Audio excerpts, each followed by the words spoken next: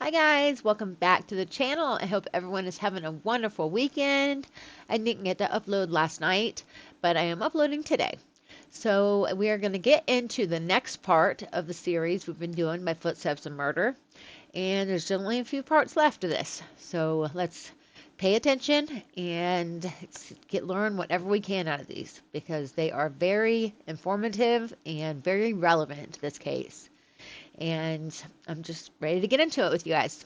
And I have waited and I haven't watched it yet, so let's get into it. And definitely leave a like for the video. And if you're a returning subscriber or a member, you guys already know I love you guys immensely and I appreciate all the love and support you guys have been showing my channel.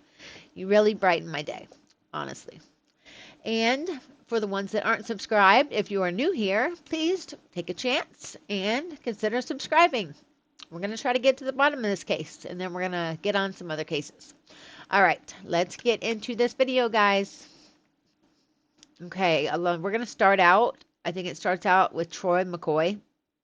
And some people think that he might have known a lot more than he says. And some people think he could have been involved because there's a bigger picture here. There's a lot more that we don't know about this case. And I think it involves a lot more people after the fact. But let's see what he has to say. And you guys let me know what you guys think in the comments. And we will get into it. All right, here we go. 2 p.m., Frederick Officer Wallier called Troy McCoy and left a voicemail. Hello, this message is for Troy McCoy. This is Officer Walgie with the Frederick Police Department. I was wondering if you could give me a call back on my cell. It's 303-500-4073. Again, that's 303-500-4073. I was calling you with regard to we're working on trying to find a missing person. And I was going to ask you, Christopher Watts, I believe that you work with him, gave your name as someone that he was going to meet yesterday in the early morning, possibly would meet, or that you work out at a site where he was going to be working. So anyway, he gave your name. I was just wanting to talk to you. A couple questions with regard to Chris, and that would be it. So if you can give me a call, again, Officer Walgie, W-A-L-J-E, of the Frederick Police Department. If you feel more comfortable, you can certainly call the police department. I'm currently there, currently here, I should say, and I can talk to you at the office if you feel more comfortable calling that number. But again, my cell is 303-500-4073 in case I have to leave. Thank you. Good night. All right, thanks. Troy was heading back to Cervi 319. 2 p.m., Chris Ostrander from MPT, vacuum truck driver, said the last time he was at Cervi 319 was on the 14th of August, 18 at approximately 2 p.m. to vacuum the pit. 2:12 p.m., Troy McCoy returned to Cervi 319 on Tuesday, August 14, 2018. At about 2:12 p.m., Troy said he didn't stay at Cervi 319 for very long before he left. Troy estimated he was there for about 5 to 10 minutes. Chris Ostrander said an Anadarko operator arrived at the site shortly after he did and parked east of the oil pump head. Ostrander said that was unusual because he had never seen anyone park that far away from the tank area. It should be noted the area Ostrander described is also adjacent and near the area where Shanann's body was recovered. Ostrander was convinced he was an Anadarko employee because he was driving a dark full-size pickup consistent with Anadarko trucks. Ostrander said he spoke with the man who told him he was looking for a wrench he lost from leaving it on his rear bumper or tailgate, and to check on things. Now, right here, this gets very suspicious. Who is this guy if he doesn't work for Anadarko? Troy McCoy was the person who signed his JSA, job site analysis. Troy in interview said Cody Roberts was out at Cervi 319 on Tuesday also but does not know the time. Do you know who else has been out at that location since, Cody say, Roberts was out at that location on Tuesday. Tuesday? He had to do something out there. I think Cody Roberts was out there, though. do you remember about what time?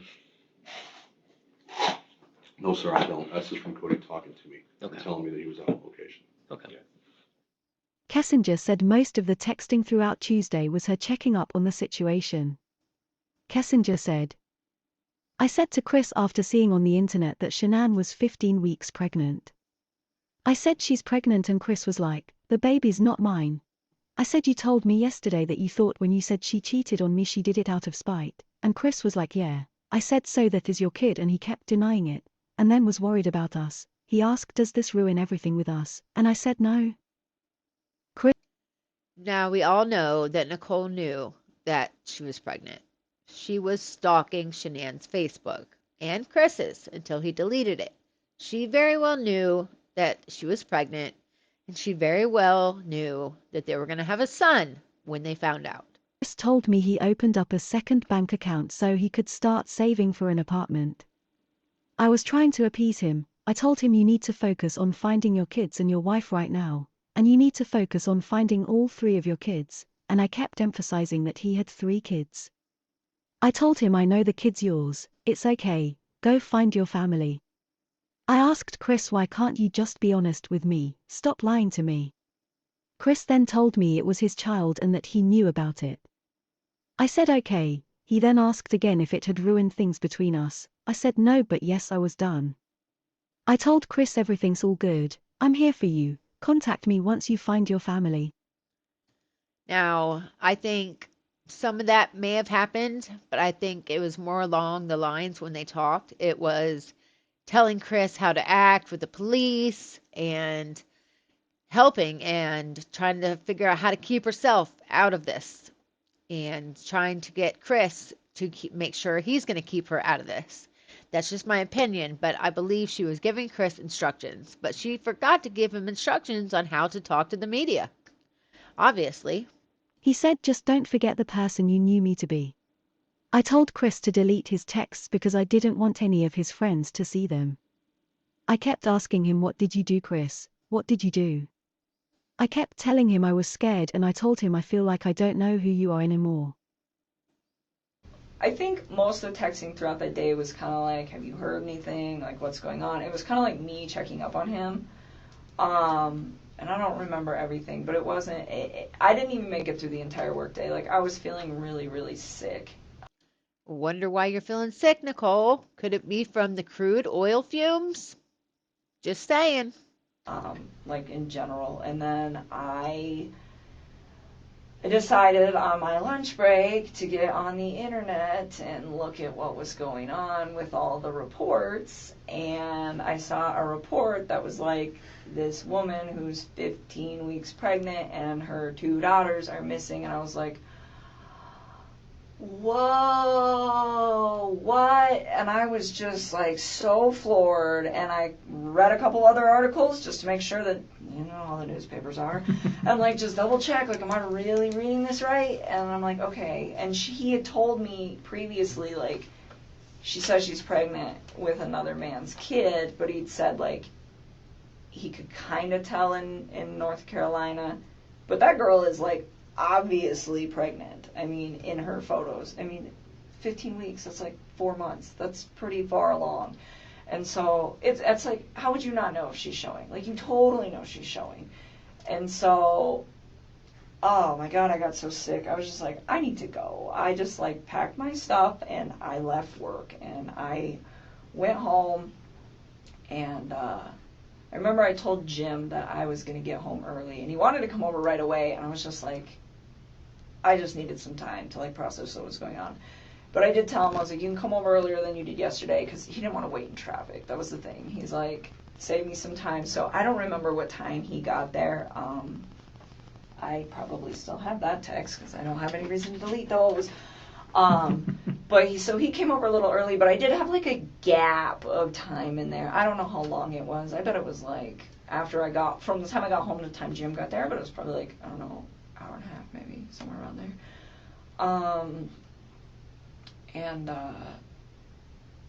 Right there.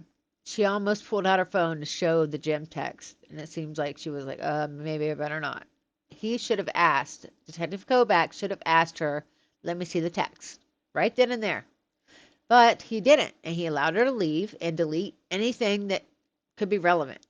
I remember talking to Chris during this time, and it was like all text. I did not talk to him on the phone at all on Tuesday. And I was pretty upset, where I was just like, you know, I was going back and forth like, where's your family, this and this and this, but I'm like, she's pregnant, you know, and this and this, and he's like, the baby's not mine, and I'm just like, you told me yesterday that you think that when she said that she cheated on you, she did it out of spite. And he was like, yeah. And I'm like, so then it's your kid. And he kept denying it. And then, like, he started, like, kind of worrying about us. He'd just be like, well, does this ruin everything with us, this and this and this? And I'm like, no. I'm like just trying to, like, his situation is so much more important right now than, like, our situation. But his main concern is you and him. Kind of, sort of. I mean, and I keep, like, asking him, like, I'm like, and I told him numerous times, which is also in the text that you guys will pull, where I'm just like, you need to focus on finding your kids and your wife right now. And I was like, and you need to focus on finding all 3 of your kids. And I, like, kept, like, emphasizing to him, like, he had 3 kids, you know? And, like, I wasn't even, like, mad about it. I was just like, you need to find your family. Did he ever go look for them that you know of? I don't know. I don't think so. That, like, doesn't even, like, ring a bell to me, so I don't think so. Okay. But, oh, and I forgot something else that's really important. I'll add it in there, too, but let me just finish this thought. So then, Tuesday, what were we talking about? Oh, yeah. So I kept telling him, I was like, Chris, I know it's yours. It's okay. I was like, go find your family, you know? And it's like, was I hurt? Yes. But at the time I realized, like, his situation with what he had going on was, like, way more important than, like, our situation. And so that's why I was just like I confronted him about it, and then I was like, you need to go find them. And, like, we talked about it for a little while, and then I was just like, I don't remember exactly how it went, but something along the lines where I was like, why can't you just be honest with me? I was like, stop lying to me. Like, stop lying. Did you have an inclination? You've talked to this man a lot, and during this Tuesday, Wednesday conversation, did you feel like he was bullshitting you? A little bit, kind of, yeah. I mean, because he was like,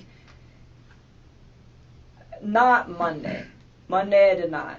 But Tuesday, yeah, that's when it all started to click. I was like, oh my goodness, because he was like, well,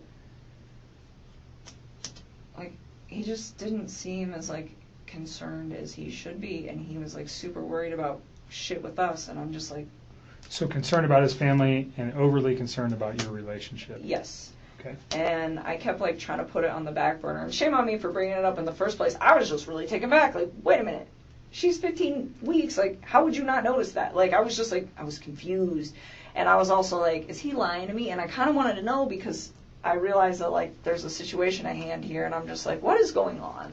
You know, and for part of it, it wasn't even, like, me trying to find out because I'm upset. It was almost like me trying to find out because I'm like, is there something else I'm missing here? Like, I felt like there was, like, pieces to this puzzle that I didn't know existed that were, like, not in place, and it was strange. And so,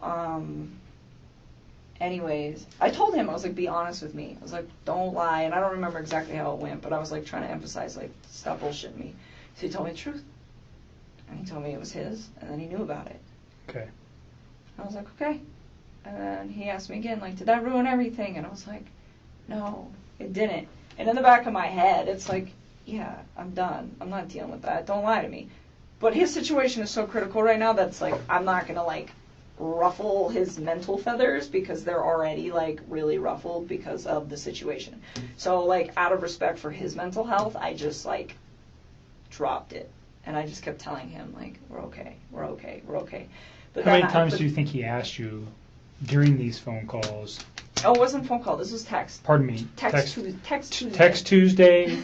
How many times do you think he brought up your relationship and if you guys were okay? Probably like 2 or 3 times.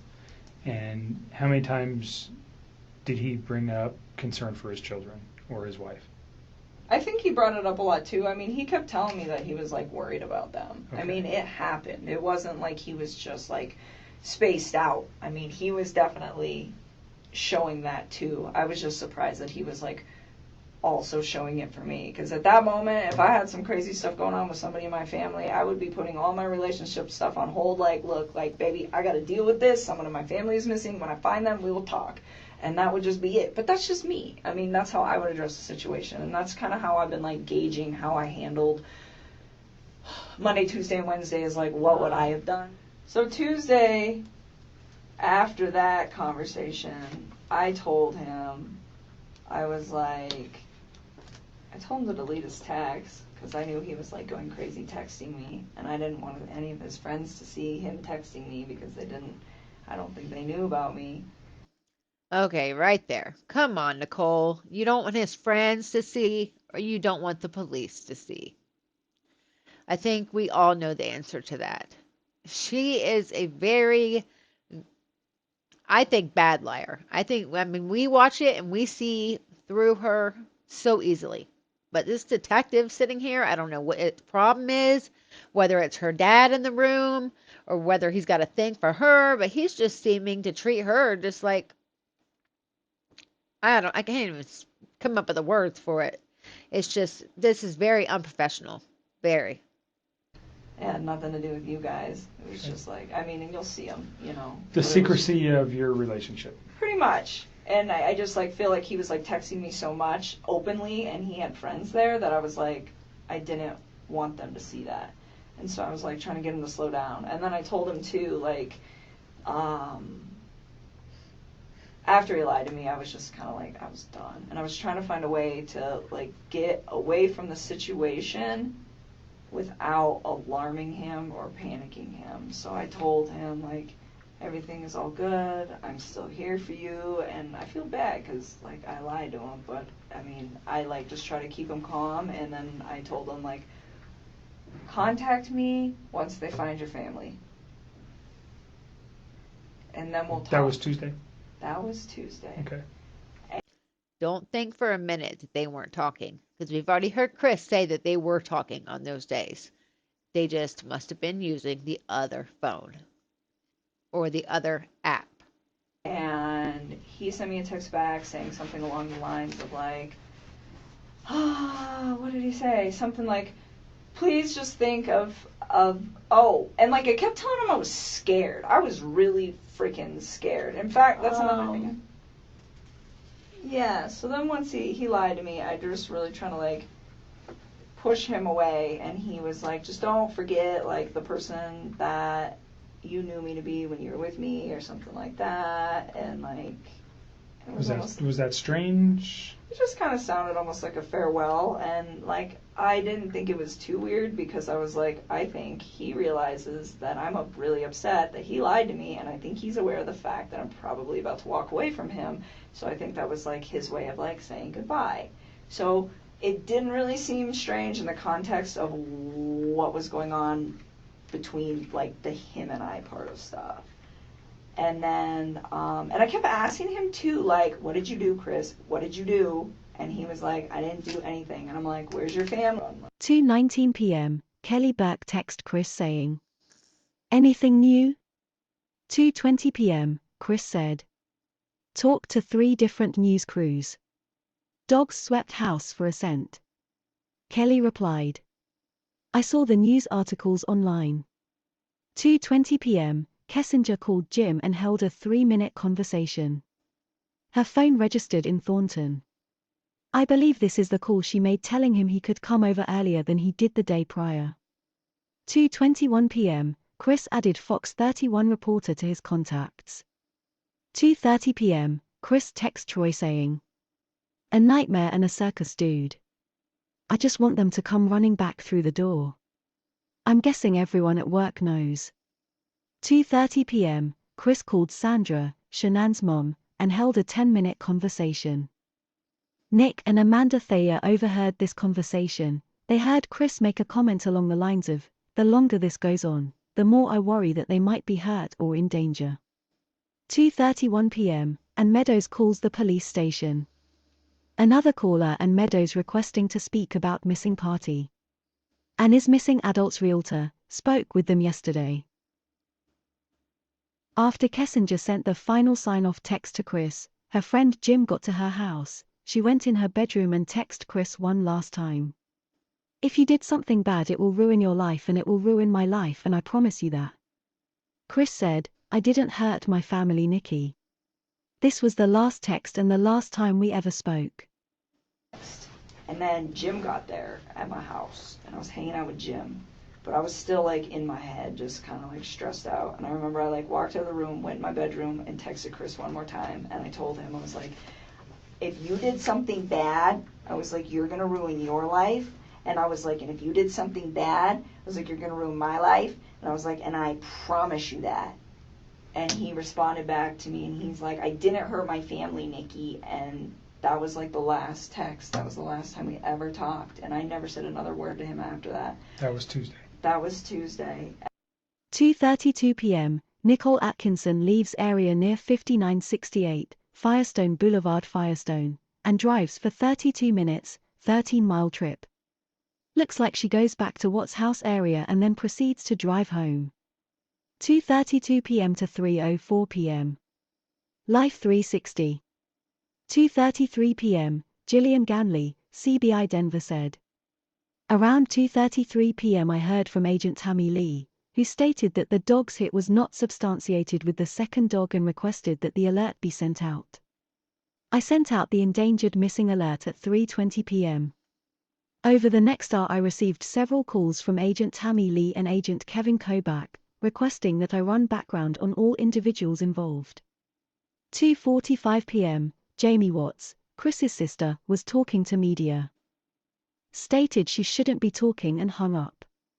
2:45 p.m., Troy replied to Chris saying, yes, they know it's all over Facebook. 2:54 p.m., Troy said, some people have been asking what's going on, and I tell them I don't know anything other than what the police are saying. I hope they can find them soon for you, man. If you need to get out of the house for a bit you are more than welcome at my place. 2:57 p.m., Scarlett said. Garage door of 2825, Saratoga Trail. Can see white Lexus in the garage. Observed white male, short dark hair with beard, grey shirt and black shorts, walk from the front passenger side to the rear of the white Lexus, unknown license plate, open the back hatch and place what appeared to be a square bag with pink flowers with white behind the flowers into the back of the SUV. Then proceeded to grab a cloth-like item, already in the back of the SUV, and place it into the bag. The male then closed the hatch and walked back to the right side, passenger side, of the SUV out of sight, then the garage door closed. Did not see license plate. Now, I'm not 100% sure, but isn't that 2825 Steeple Rock, isn't that the one that Ann Meadows told him to go by and check out to see if it was the same model house as his because he was looking for a new home? And what's up with the white Lexus? That's really weird. I don't understand how he couldn't get the license plate. 3 p.m., Chris said. I know, man. Thanks. Troy replied. No problem. 3 p.m., on August 14, 2018, at approximately 3 p.m., Detective Sergeant Harper, currently assigned to the Longmorn Police Department Special Enforcement Unit, received a call from Sergeant Egan of the Frederick Police Department to assist with a missing person possible homicide investigation. Sergeant Egan advised that a female subject and her 2 children were reported missing from 2825 Saratoga Trail, Frederick. He further advised that the circumstances of the incident were suspicious in nature. He requested the assistance of LPD SEU for surveillance operations of the male subject identified as the female's husband. SEU was advised that the male subject was last observed at the residence loading items into a white Lexus SUV bearing State of Colorado 528 ZJV. 3:03 p.m., Addie Maloney texted Chris saying, any news? Have they said what the next steps are? 3:04 p.m., Chris said, they are searching. Good Morning America has contacted my sister. Addie replied, oh wow, is she going to give an interview? Chris said, they said no comment. If it's a NY number, that's them. I know you used to work there, so you may have a few people that call you from there anyway. Addie replied. I can't imagine what you're going through. Stay strong. You will get through this. Chris said. I will stay strong as I can. Addie replied. Are you a believer in prayer? Chris said. Always. Addie replied. Okay, I thought so. We are praying over you and Sean and the girls. Have the police offered any recent updates? Chris said. News crews are doing live updates on the corner of the street. 3:04 p.m., Nichol Atkinson arrives home and stays for 2 hours 12 minutes. 3:04 p.m. to 5:17 p.m. Life 360. 3:09 p.m., Chris texts Troy saying, This is the scariest thing I've ever experienced. 3:09 p.m., on August 14, 2018, at approximately 3:09 p.m., MPO Ownby, a member of the Longmorn Police Department Gang and Crime Suppression Unit, GCSU, I was wearing plain clothes and driving a surveillance platform. I was contacted by SGT Pitts, also with GCSU, who informed me that I needed to head to the area of 2825, Saratoga Trail Frederick, to assist in physical surveillance of suspect Christopher Watts. I was provided a Colorado driver's license photo of Watts as well as a vehicle description. 3:14 p.m., Troy replied to Chris saying, I can't even imagine what you are going through, man. Do you have any family or friends there with you so you are not just going crazy? 3:15 p.m., Shanann's mother, Sandra Rousette, called the police department saying she really wants luggage upstairs searched, has been untouched since trip. 3:17 p.m., Scarlett said. Garage door reopened, acquired plate off of white Lexus 528ZJV. 3:17 p.m., Scarlett said. Garage door closed. 3:20 p.m., endangered missing alert would be most appropriate. The alert was issued the 14th of August, 2018 at 3:20 p.m. 3:30 p.m., Chris replied to Troy saying, My friends Nick and Amanda are here. They've been here all day talking to news crews too. Troy replied, Okay, I just wanted to make sure you were not alone during all of this. I wish there was something I could do to help. Chris said, I don't know, man. I really don't. Troy replied, I will just keep praying that they find them soon. Keep me in the loop if you can, man. If you ever need to talk to anyone, call me anytime. 3:40 p.m., Kessinger shared a post about Shanann and the children missing. This post also mentions Shanann is 15 weeks pregnant. 3:43 p.m., Chris said, Thanks, man. At 4 p.m., Nick and Amanda Thayer left Chris's house to go pick up their daughter from school. They offered Chris to stay at their house that night and Chris agreed to it. He said he would be over in a little bit. When Nick and Amanda Thayer arrived at their home, Nick called Chris. Chris said he was coming over. About 10 minutes later, Chris called Nick Thayer and said that Fox News was still in his front yard. Chris was concerned about how it would look if he was seen leaving his house with a bag of clothes. 5 p.m., Kessinger searched Google for Can cops trace text messages? How long do phone companies keep text messages? Difference between text message content and text message detail. Well, here old helpful Nicole, she's all wanting to throw Chris under the bus and go in and talk to the cops, but she knows she hasn't turned her phone in yet, and now she's looking for deleting her text messages, and can they be retrieved? I mean, you guys have already heard this before, I know, but this just shows, again, she is guilty of something, or she would not have went in and talked to the cops after she deleted everything. And then, after telling them that she deleted everything, she goes after and does this search on the computer to see if they can retrieve them after she's deleted them. So what does that tell you? I know what it tells me. These searches had all been deleted from her phone. 5:17 p.m., Nichol Atkinson leaves home and drives to Boulder for work. 5:17 p.m. to 6:02 p.m. 22-mile drive, took 44 minutes. Life 360. 5:26 p.m. Kessinger searched Google for "Can you get printouts of text messages?" 5:33 p.m. Sandra Rusek, Shannon's mother, called police station saying has info and may have lead on the situation. 5:34 p.m. Colorado Bureau of Investigation CBI agent Matthew Saylor interviewed Jeremy Lindstrom and Jennifer Lindstrom. 6 p.m. Chris had a calendar entry titled "Talk" scheduled to begin at this time. Between 6 p.m. to 6:30 p.m., Chris called his father, Ronnie Watts, and told him about the interrogation and that the police searched his house, and Ronnie told him, "I'm gonna come just to be there with you." Ronnie booked his flight for 5 a.m. the following morning. 6:02 p.m. Nicole Atkinson arrives at work. She is there for 12 hours 11 minutes. 6:02 p.m. to 6:13 a.m. Life 360. 6:12 p.m. Addie Maloney called the police station. Another RP, Addie Maloney, requesting to speak to FE 983 and FE 988. Missing party was a friend, would like to speak with officer. 6:13 p.m. Chris responded to an email for fantasy football and responded that he was in. 6:21 p.m. Kessinger searched the internet for news accounts of this incident and Shanann's name. These searches were conducted frequently by Kessinger throughout the next several days. She deleted everyone afterwards. 6:26 p.m. Chris told Nick Thayer that he was leaving now, stopping for gas, and "I'll be there." Chris had earlier agreed to spend the night at the Thayers.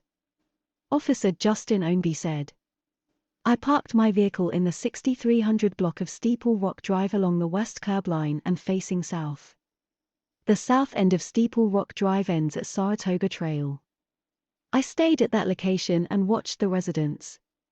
After a heavy rainfall and wind, several garbage cans had blown and washed to the south curb line of Saratoga Trail, in front of Watts's residence.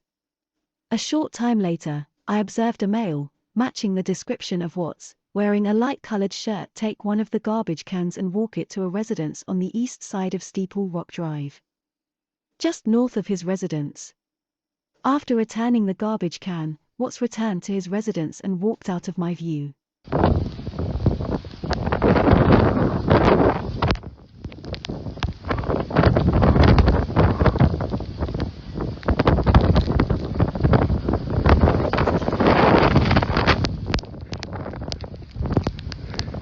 Oh boy! Chris's porch interview was aired on TV. Wow. What's going on right now around your house? Right now, you got K9 units, the sheriff's department. Everybody's like they're doing their best right now to figure out like if they can get a scent and see where they went. If they went on foot, they went in a car, or they went somewhere. And right now, it's just like they've been on point. They're going through the house trying to get a scent, and hopefully they can pick something up to where it's going to lead to something.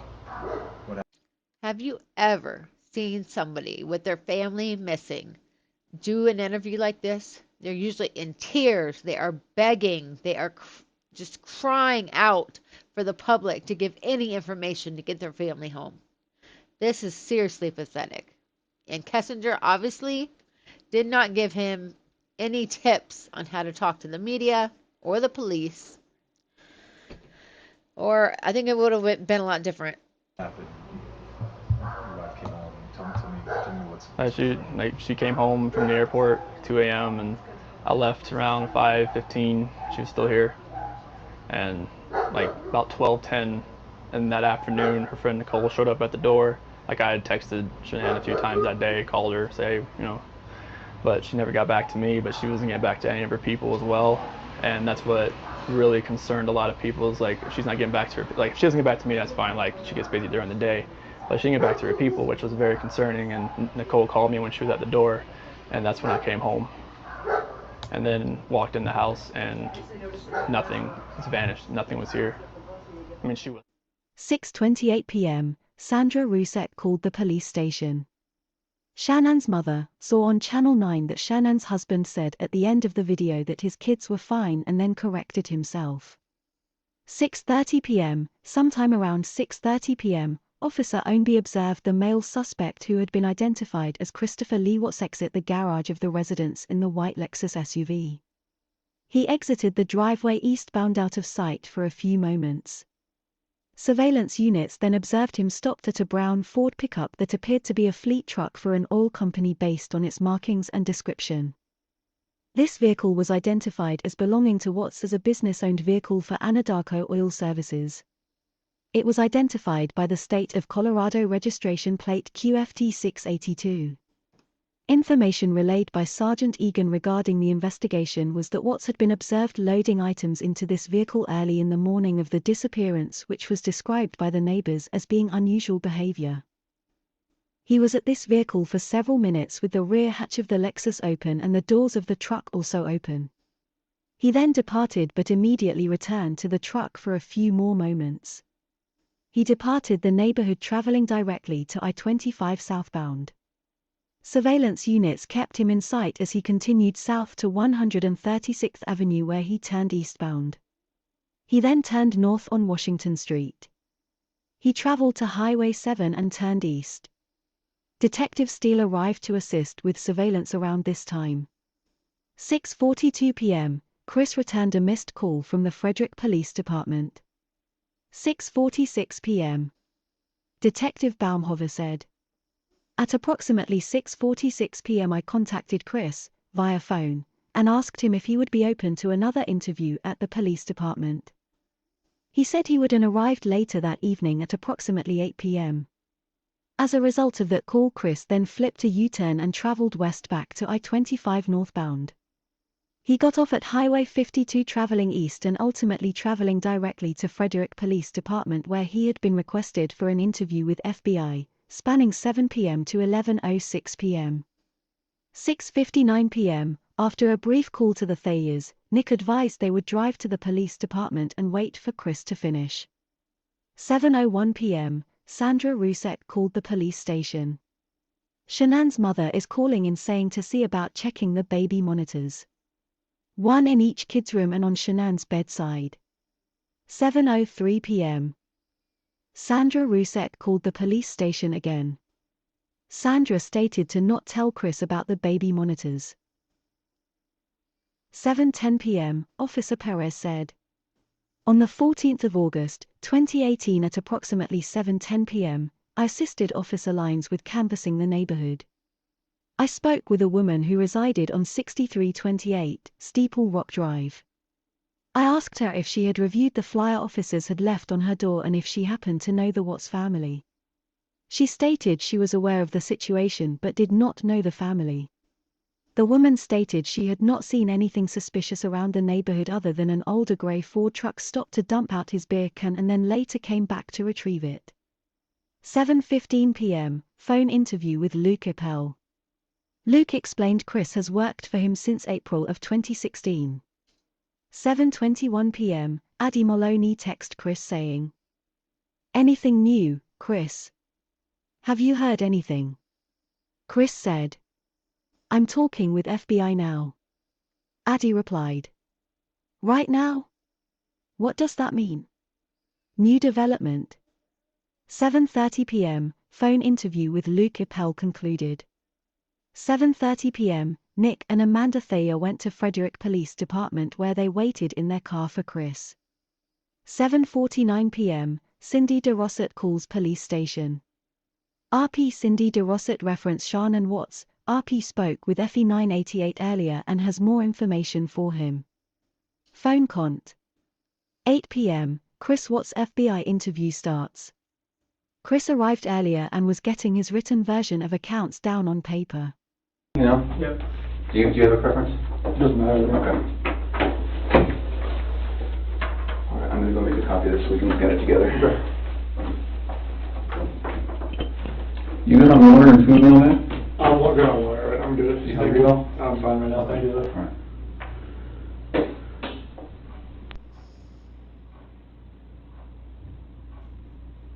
At 8:10 p.m., Chris told Dave Colan that he was talking with the FBI presently.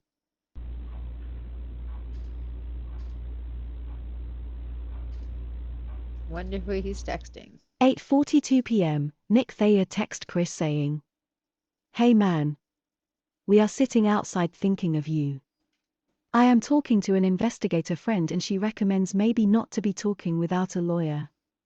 I know this text might get there too late." Between 9 p.m. to 10 p.m., Kessinger said her friend Jim left that night around 9 or 10 p.m. 9 p.m., Sergeant Albert said. On August 14, 2018, at approximately 9 p.m., I was instructed by Detective Baumhofer to take a cell phone belonging to Christopher Watts and respond to the Dacono Police Department. The purpose was for Dacono officers to conduct a search of the data from that phone. I arrived on scene at their office and met with Officer Boyer of Dacono Police Department. Officer Boyer received the phone and downloaded the data. Shortly later, she made a copy of the data on a USB drive and provided that to me. I then returned to the Frederick Police Department and provided the USB and the phone back to Detective Baumhofer. 9:38 p.m., Officer M. James said. Now, why couldn't they do that right away with Nichol Kessinger? They should have taken her phone the very minute she came in there before she had a chance to delete anything further, just like they did with Chris, and got the USB information and handed the phone back, whatever they had to do. Why didn't they do that with Nichol? And if they did, they didn't tell us about it. It's not in the discovery. So much is not in the discovery involving Nichol. It's just, I believe this was such a corrupt investigation. We're going to keep digging. On the 14th of August, 2018 at 9:38 p.m. I responded to the Walmart at 2285 East Ken Pratt Boulevard, Highway 119, in Longmorn reference a tip from a citizen advising Shanann was possibly sighted in the checkout line buying 2 booster seats and a child's potty seat. Upon arrival I met with an assistant manager who led me to the surveillance rooms. Once there we reviewed videotape and located an adult female and 2 young juvenile females in the self-checkout line at the store.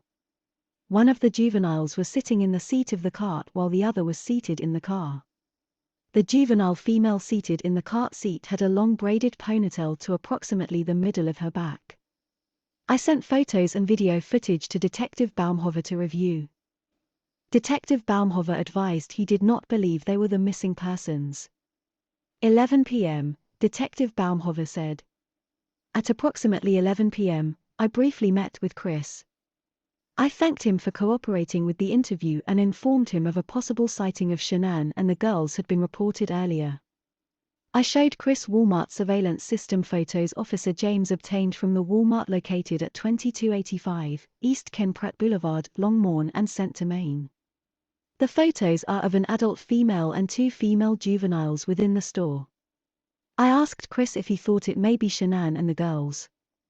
Chris confirmed it was not them and departed the police department shortly thereafter. It should be noted that Chris agreed to return the following day, the 15th of August, 18. Hey Chris, thanks for coming in. Yep. So I've been doing some other things while you were here. And we've had people calling in and stuff like that. So there was a sighting at Walmart. One of your kiddos, is Bella the oldest? Yes. She have long hair? Well, if you let the curls down. How long? So the curls would probably come like right here. Okay. So this is a picture from your surveillance. You see that? Yeah, it's just the hair color looks a little off. Yeah. I mean, look how long that braid is. Does that look right? No, that braid's too long. Is that like your wife? Hair's too long. Okay. That's what I thought too. So. Okay. Yeah, the hair looks a little too long. We're trying, buddy. Okay. We are trying. Very angle. So. That would be CC in the back though. That was her. Yeah. Oh, that's where she would sit? Yep. Mm-hmm. Yeah. Chilling. Bella ruling the roost up there? Yes. Most comfortable something in there, yeah. Okay. Yeah, because Bella, it's really... That's the picture I was talking about. Yeah. And this is CC, right? Yep. And that's Bella? Yeah. Okay. Yeah. That's on the 4th of July. I wish Chris would have got a lawyer because that would have led to having a trial. But he ends up failing a polygraph, and they hurry up and get a plea from it instead. If this had gone to trial, everyone would have been called in, and we would know a lot more of what happened. And I believe several more people would be sitting in prison along with him. Yeah, this is not much different, but it's got a lot longer hair. Yeah. Yeah. A lot better. Okay. Okay, great, thank you. All right, we're ready. Do I take this or no? This is. Please leave all that. Yeah. Okay. So when you get your dad tomorrow, just come on in. He's gonna have a bunch of questions. I'll talk to everyone. Bring him in, let's talk. I bring him here? Yeah. Okay. I mean, you can grab my word and you go. Okay. After the interview was completed, Sergeant Egan advised that he believed Chris would travel to 12255 Claude Court in North Glen. Chris was observed leaving the police department following a blue sedan which came back to the same registered owners as the couple originally seen driving the other white Lexus SUV. Both vehicles drove directly to 12615 Jersey Circle West, Thornton. Chris was observed entering the garage at this location. The blue sedan was parked in the garage next to the white Lexus SUV observed in front of Chris's residence at the beginning of surveillance operations. This shows they already knew about Kessinger on the Tuesday, which is before she contacted them Wednesday morning. 11 p.m., Chris left the police station at approximately 11 o'clock p.m. He gave Nick and Amanda Thayer a brief summary of the interview, but they all decided to talk when they got home. He followed Nick and Amanda Thayer to their home. They ate some pizza and he stayed the night. Chris said he went to bed about 12:30 a.m. 11:04 p.m., Chris added FBI agent Graham Coder to his phone's contacts. Chris texted Addie Maloney saying, "Just got done with the FBI, they have the case now." Addie replied, "Praying they are making good progress."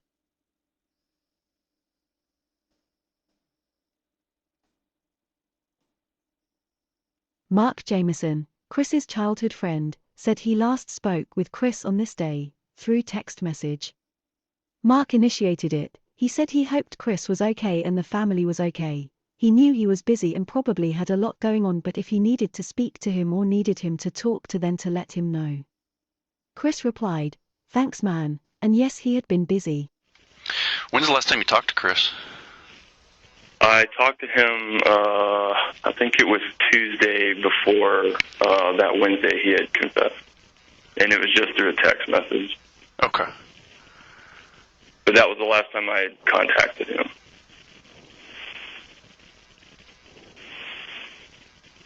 Did you initiate that or did he?